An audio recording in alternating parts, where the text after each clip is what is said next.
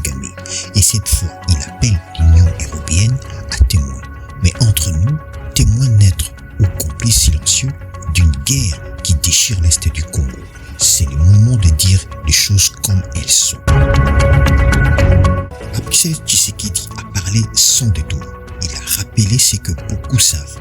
Le Rwanda soutient le rebelle du M23, ces troupes qui sèment la mort dans les Nord Kivu. Mais le président congolais ne s'est pas arrêté là.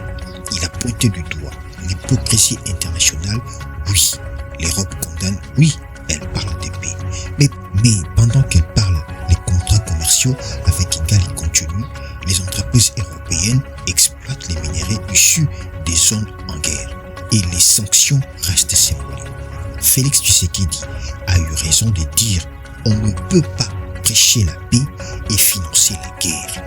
Et cette phrase, mesdames et messieurs, c'est un coup de marteau diplomatique sur la table de l'hypocrisie. L'Union européenne joue un double jeu. D'un côté, elle envoie des observateurs, des aides humanitaires, des discours de compassion et de l'autre, elle protège ses intérêts miniers dans la région. Oui, les minéraux du Congo passent par le Rwanda. Oui, ils financent dans les usines d'Europe et d'Amérique.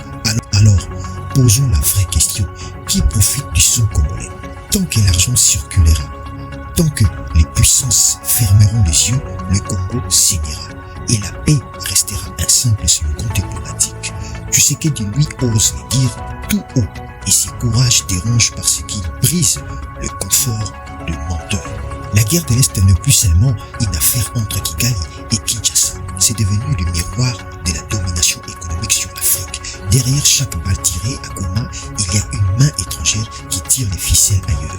Le peuple congolais, lui, veut simplement vivre en paix, cultiver sa terre, éduquer ses enfants, mais à la place, on lui impose les armes et les pillages de ses richesses. Tshisekedi sonne l'alarme. Il a raison, car le silence complice est plus dangereux que l'ennemi visible. Alors oui, l'Europe doit choisir son camp, celui des principes qu'elle prêche ou celui des intérêts qu'elle cache.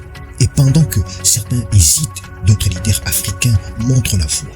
Je pense ici à Traoré, président du Burkina Faso, un homme qui ose parler vrai, qui ose s'élever face aux puissances et rappelle que l'Afrique n'est plus une colonie mentale. L'heure est venue pour nos dirigeants d'être courageux, souverains et solidaires. Je suis Patiano Bamiko et c'était 5 minutes analyse info. N'oublie pas, les silences profitent toujours à l'oppresseur. A très bientôt pour une nouvelle analyse sans filtre, sans peur et sans permission.